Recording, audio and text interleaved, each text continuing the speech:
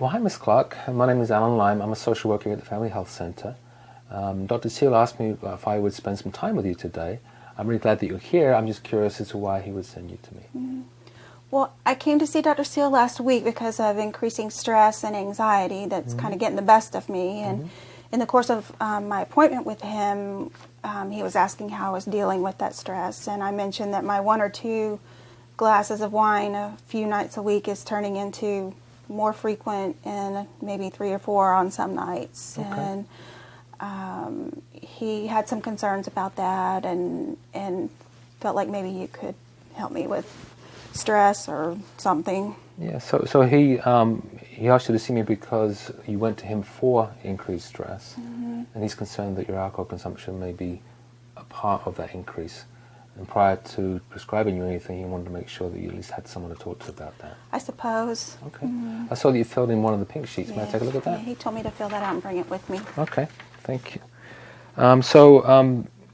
You say here that you have 4 or more drinks in 1 week. You mentioned that you may be increasing that a little bit as well, and that you have 1 or 2 drinks in one setting. Typically. Yeah, and that maybe monthly you have more than that. What kind of drinks do you have? What do you drink when you typically drink? Wine with my meals. Again, 1 or 2 typically, and more frequently 3 or 4 since my stress has increased. So it's starting to increase. You're starting to drink a little more. Okay. Well, based on what you put here, it gives you 6 points on this scale. The scale ranges from 0 to 40. So 6 points will put you in what we would consider an at-risk zone. So if it's okay with you, let's just talk a little bit about that. Okay. Okay. So the at-risk zone, say it runs 0 to 40. It's not a super high risk, but it certainly could be a risk for maybe increasing stress, maybe some physical ailments related to alcohol as well. Could start to show up if you were to increase your drinking from there or even stay there.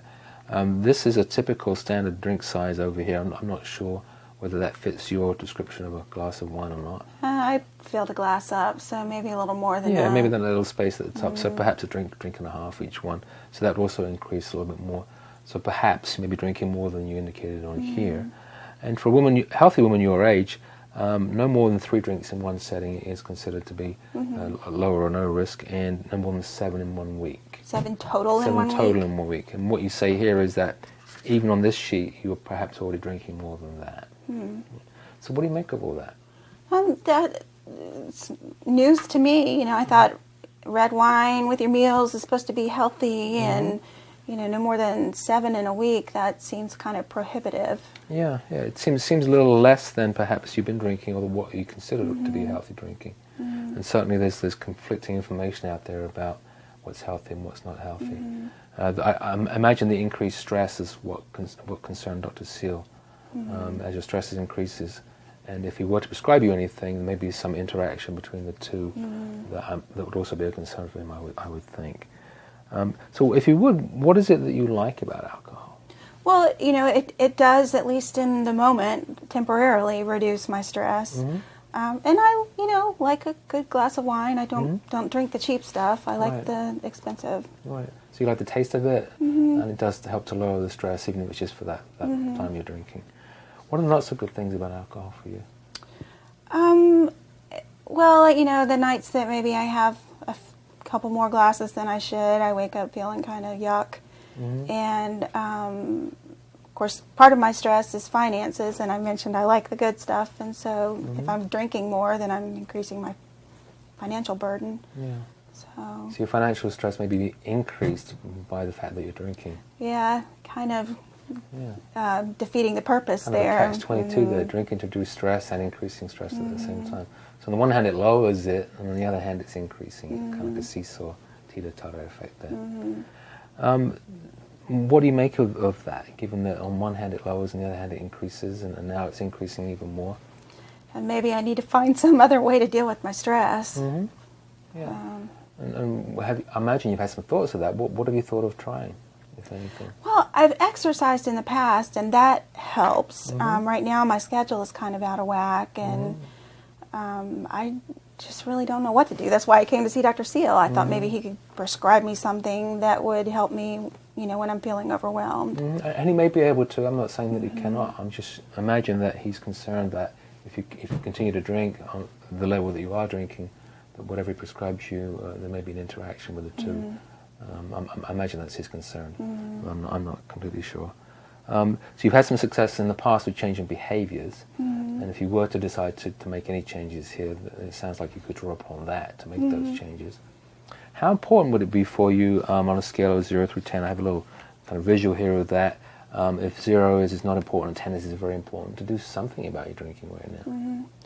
Well, I mean, if it means that it's increasing my stress or he's not going to prescribe me anything because of my drinking, then it's fairly important, maybe about a 7. That's pretty up there. Why did you choose a 7, not a 5 or a 4? Well, again, I've got to get things under control. My kids are dependent on me, and I've got to go to work to help ease this financial stress, and so, all those responsibilities. So there's a lot riding on your decision here on what to do with this. What, if anything, will bring it up to an 8 or 9 on that scale?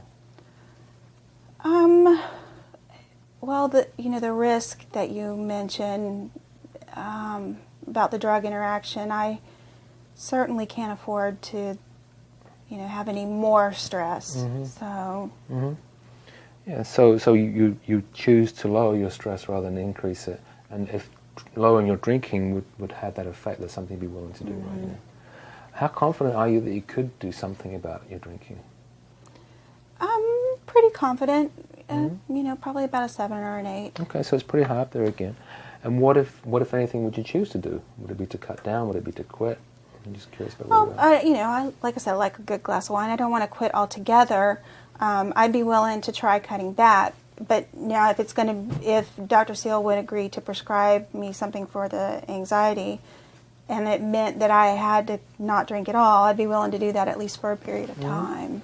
So you'd be willing to stop altogether if that's what was indicated by the physician. Okay. So based on that, how ready are you to do anything right now, whether it's to cut back, whether it's to quit? Well, again, if I can get something to help me manage, if maybe I can find some other way to deal with the stress, then I'd be pretty ready. Again, maybe about on that scale, maybe an 8. Okay, so that's pretty high up there as well.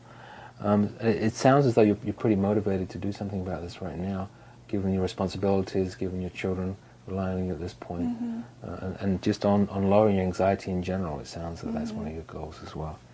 Well, I'm pretty confident that once you decide to do whatever it is you decide to do, you'll be able to follow through with that, based on your experience in the past of making behavior changes.